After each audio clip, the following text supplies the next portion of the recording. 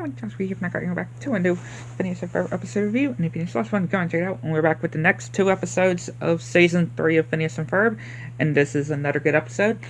And it starts with Candace's mom telling her that she's off to this, birthday, some little kids' birthday, and Candace is in charge and telling the boys of what not to do. And, yeah, Doofenshmirtz is actually in the headquarters. And, yeah, showing that he gave up evil rich paper. And, yeah, now Perry is going to have to put up with Doofenshmirtz at the agency.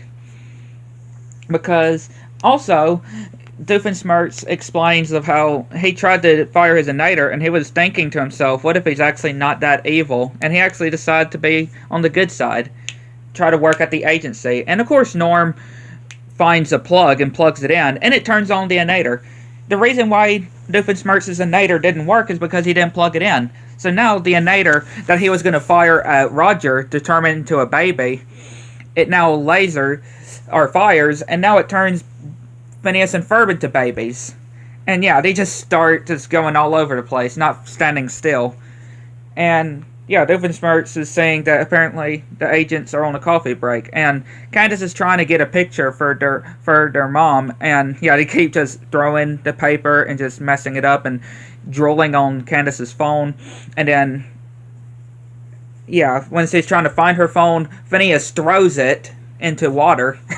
So she puts him into a stroller, and yeah, Doofenshmirtz making some jokes, and Monogram telling Perry and Doofenshmirtz to go out and find this lost agent, and Carl gets put in charge of cleaning Monogram's car. And yeah, we see them going. He's got a little fedora as well as they go and try to rescue the agent. And we just see Carl washing the car, and Doofenshmirtz presses a button, and it launches a missile that destroys Monogram's car. And yeah, the Phineas and Ferb are crying while they're at the park, and yeah, Candace leaves the babies outside of the store. And yeah, we see this bank robber that comes, and yeah, you can already tell what Phineas and Ferb are going to up to, but still, Candace leaves two babies outside, and yeah, Doofenshmirtz tries to kick the door, and it's one of the pharmacists that we've seen before, and yeah, he manages to trap them in a bubble, and with his inator, and we see the lost agent as well, and yeah, we just see that he even mentions the identity of the agent as well. And yeah, we see that Phineas and Ferb transformed the guy's bike into this with this engine. And yeah, of course the bank robber gets caught. And then we get this musical number as well. We get a musical number, which is a pretty good one, while Candace is trying to get Phineas and Ferb, and she eventually gets them. And yeah, they're about to be the agent that they're rescuing, and Perry and Doofenshmirtz are about to be dropped down very high in the air. And yeah, they're falling, and Perry manages to get the gun and shoot the scientist with his own ray and ride a bubble back to headquarters, which he ends up crashing into Monogram's office. And yeah, Candace is wondering what is going on, or what they're doing here. And yeah, Monogram is telling Perry thanks to his work of finding the agent. And yeah, Doofenshmirtz is fired. And showing the complaints, which Doofenshmirtz realizes that he is evil after all. And yeah, Norm is dusting the same machine inator, and it ends up zapping the Fireside Girls, Isabella, and their Candace's mom as well, and Phineas and her mom as well.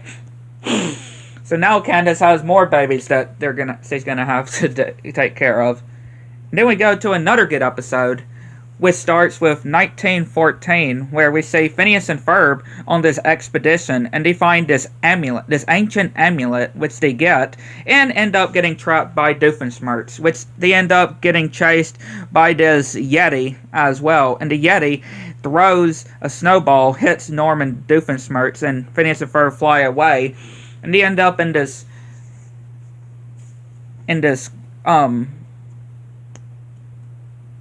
not sure what you call it place, but how to describe it, but yeah, we see Candace as a part of a paparazzi having a camera, and she's gonna bring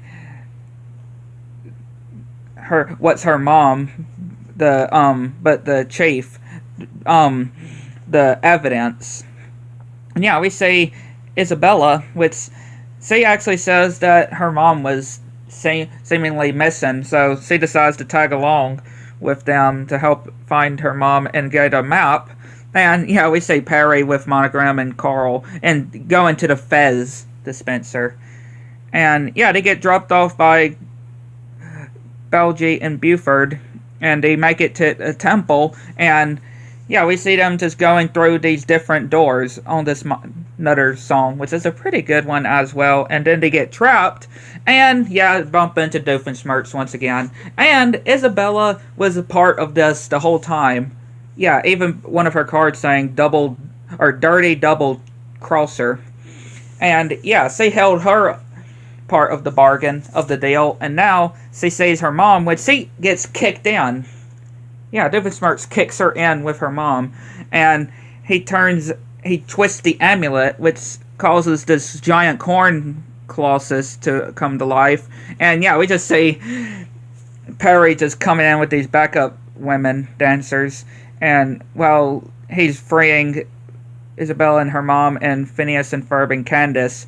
And yeah, the colossus is going towards Perry, and yeah, Phineas just breaks the corn, and it causes the Colossus not to like it, which it ends up falling into the fire and ends up surviving. Then it goes up and chasing them, and Perry launches his fez and goes up with the amulet. And yeah, Phineas destroys the amulet, which causes him to the Colossus to burst into popcorn. And yeah, causing this crack to happen, which they end up getting saved by Baljeet and Buford. And of course, Candace doesn't end up having the proof. And they're wondering about the whole Perry with the fez, and they're like, they're not even in Egypt. Keep mentioning they're not even in Egypt, so what's with the fez? The fez hat. But yeah, another good episodes. I'd like to know what y'all think. Let me know. Catch you next one.